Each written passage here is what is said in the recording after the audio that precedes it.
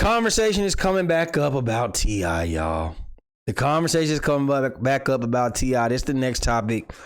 They saying T.I. is snitch. Now, I asked y'all earlier, Chopper City, you want here? I don't think so, or you want commenting. Y'all let me know. Everybody in here, if you in here right now, let me know. Do y'all think T.I. is a snitch? Now, I'm about to give y'all a breakdown. If y'all never heard of it, T.I. explain his side of the story. We're going to keep it quick. But is T.I. a snitch? I'm gonna let y'all answer this. Do y'all think T.I. is a snitch? Yes or no? Yes or no? Let me know. So this is T.I. This is why a lot of people say T.I. is a snitch, because of this particular commercial that he did where he was talking about hollering at the anonymous hotline, the crime hotline in Atlanta. He did a drop for them. Let's take a look. Hey, what's happening, y'all? Some people call me Tip, but this is about another kind of tip that can help our mothers, our sisters, our brothers, and our fathers help get the perpetrators who commit crimes against them off the streets. All you got to do is call Crime Stoppers Atlanta. Tips can be anonymous, and there's even a reward. The number Jarrell said, I have no clue. is 404-577-8477. That's 404-577-8477. Community coverage, you can count. Now, I admit, that's bad.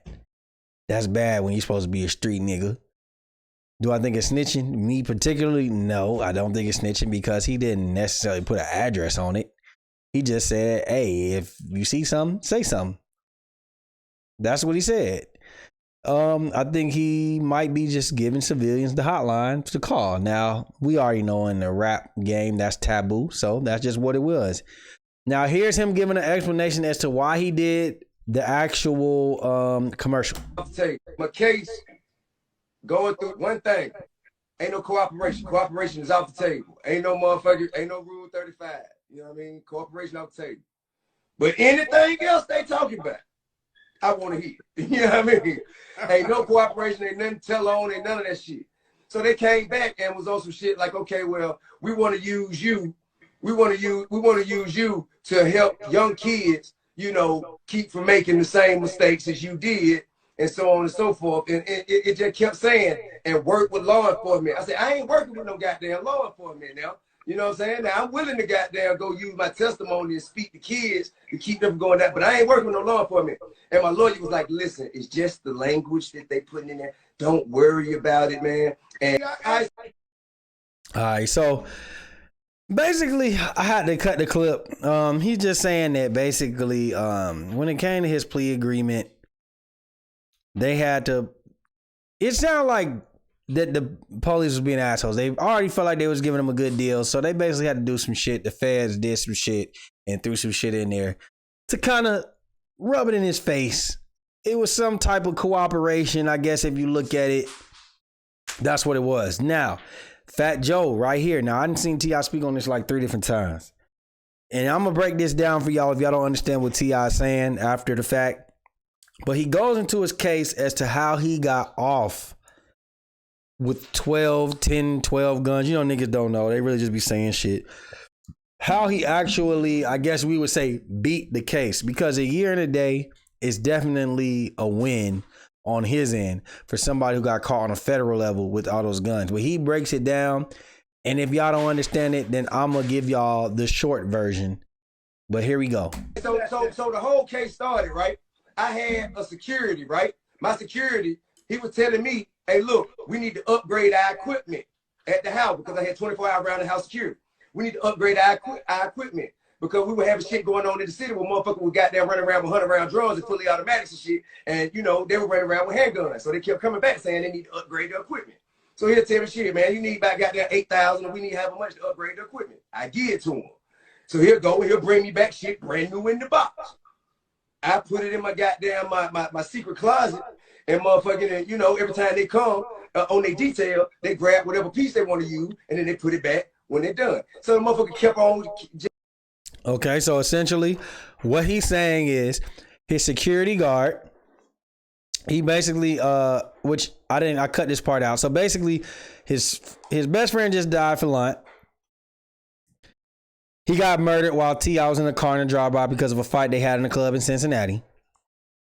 Then somebody in the Atlanta area got, I guess, arrested by the police or some shit, and they had a list of people that they were trying to harm. T.I. was one of them. They had his address, they had his everything. So I guess T.I. felt the pressure and the paranoia of, I need to get some 24-hour security. The 24-hour security was telling them, hey, these niggas is walking around here with drums, all kind of shit, automatics, and we just walk around with handguns. We need to up the artillery. Bam, boom, T.I. I'll give y'all some money for the fire, for basically to just up the gunplay as security. So like he said, when they would change shifts, they'll get their gun, they get whatever they need up out of the closet, bada boom, bada bam. But one of the security guards, for whatever reason, he got caught doing whatever he was doing by the feds. And he said, I'll give you the bigger fish, which was T.I., the rapper. I'll give you him. So this is where we at now. Just asking me for more shit to buy equipment. So finally he say, it's one last thing we need to get. It costs $10,000. I said, all right, bet. I gave him $10,000. Never thought about it again. So now this nigga keep calling me. Hey man, I got you. I got something I need to give you. I got something I need to give you. Got something I need to give you. I need to put it in your hand. I said, man, just take it to the house and give it to one of the guys on duty. You know, now I need to put it in your hands. I got to put it in your hands. Especially. Red flag. I said, man, I'm doing a motherfucking rehearsal for a guy for the BET Award. He said, well, where is that? I said, it's at the Civic Center. He said, good, because I'm right here at the Walgreens. Meet me right here. I said, all right, man, shit. So I pull up. He get in. He's sweating like a motherfucker. Sweating like a motherfucker. And mind you, I told you, I'm used to getting shit in brand new in boxes. This nigga brought me some shit in a motherfucking bag with dust on it and shit. Unzipped and showed me a dusty, rusty ass motherfucker. Talking about this is fully automatic. Then he went to screwing on the silencer. Talking about didn't and no flash, no bang. It came with it different. I say, nigga, I ain't asked for this shit, bro. I didn't ask for this shit, bro. This shit, I want this shit brand new in the box like you been getting. I don't want this shit, man. What the fuck wrong with you? All right, so right when I said I ain't want it, boom, they bust. I never took possession. All right, so just to catch you up, he's just basically saying that usually they brought him some good guns in the box, standard shit when they asked for money to get guns. This particular guard who actually got caught by the feds and was setting T.I. up brought some dusty ass, dirty looking gun to him and was paranoid and sweating, talking about, I need to bring it to you. I need to bring it to you. I need to bring it to you. I guess T.I. felt like this nigga acting weird. Nope. And he never accepted the gun, but the feds moved in too fast without him accepting possession of the gun. That's important. Let's continue. Still had possession. He was still in the car. You dig what I'm saying? I had more guns in the car with me, but guess who they was registered to? Him. He bought the motherfucker. They were his. The guns that were in the car, the extra guns that he did have in the car, were registered to that same security guard that was actually trying to set him up. Deals too. Now what they did was, though, they gave them probable cause to come search my house, so they went in the closet and got my guns out the closet and blase blase woo de woo. Okay. So now all the guns in the car I got beat. And my argument was, well, check this out, bro. If the guns in the car, if you never would have charged me with this, you wouldn't have had no probable cause to get to the house, and you got to kick that out too. And my lawyer said, okay, look, we can make that argument, but I had a biometric scan with a fingerprint where every time I go in, you motherfucking, I put my fingerprint on there. So it recorded when I opened it with my fingerprint and when other people opened it with the code. So they're like, well, shit, bro, you can't get away from you had constructive possession of these firearms. All right. So what he's saying is, and we almost done. I know I might be tired of me, but what he's saying is basically he beat the guns that were in the car because, like I said, they were actually registered to the guy who was setting them up, the security guard. Now, being that the feds already, they moved in too early, he didn't accept possession. But at the time, they believed they had him dead to rights. So they used the actual guns that they found in the car as probable cause to go search his house, where he had guns in the closet. Now, he would have got off with that because he's saying, listen, those were his guns. So that if y'all are going to drop those charges because the guns was registered to the security guard, then you have to drop the warrant that you got to get the guns out of the closet. But what happened was, because he had some kind of fucking James Bond shit going on where he had to put his fucking thumbprint, and they knew every time he went in that closet, they saying you have constructive possession. Constructive possession is basically like when a gun is near you. So they basically is saying like, nigga, you had some type of possession of these guns at some point. Let's continue. You might be able to argue that they didn't have probable cause, but why would you go through that if you got a year and a day plea right here? Why would you go to trial and risk 30 years if you lose? If you lose, it'll be, if they charge you for every gun, it can easily be 30 years if you don't beat the motherfucking probable cause.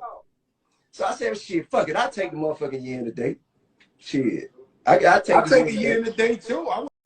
Yeah, so essentially before we finish this part, what he's saying is the Fed's case was weak as fuck. I know when people see it, they be like, oh, you got 12 guns. He had 12 guns. He had 12 guns. Y'all got to understand, first of all, this is a different time. This is a different day and age. If this was to happen now, he would definitely not get off with this case.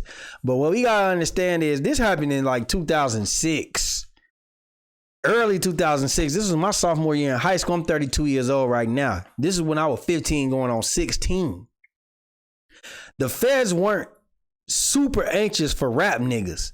T.I. was one of the first niggas who got arrested by the feds on some rap shit just because of his name. Literally, if that security guard didn't say, hey, I know T.I., T.I. wouldn't have went to jail. Now, essentially what T.I. is trying to say, the case was weak. The feds, all they care about is a conviction. What is a conviction? It don't mean you go to trial and you get this, that, and the third. A conviction is, as long as you take the plea, we keep that conviction rate. So what happened was, this is according to T.I. I can't say that this is definite, but T.I. is saying basically the case was weak. They knew the case was weak. So they decided to give him actual a plea deal, a easygoing plea deal, a year and a day, because though it sounds like 12 guns, they actually knew that he could beat 12 guns. But it's like taking the risk. Are you gangster enough to take the risk? And if you blow trial, you get 30 years? Or should I just take this year and a day? A wise man would just take that year and a day. It is what it is. So that's all that is. Do I think T.I. is a snitch? No, I do not. But I don't think that the truth matters. Like Charlemagne says, when the lie is more entertaining. Let's continue. So that's what motherfuckers be talking about, why in the fuck did I get off with all this shit? Because the case was weak. Exactly. The case was weak. I still think every day I wake up thinking I still could have beat him. But I'm glad you could have, but you ain't NBA young boy. I goddamn shit. I did what the fuck I had to do. So ain't no ratting in that, nigga, at all. And nigga, ain't nobody I still could have beat him. Our Daddy Channel. Subscribe for Daddy Channel.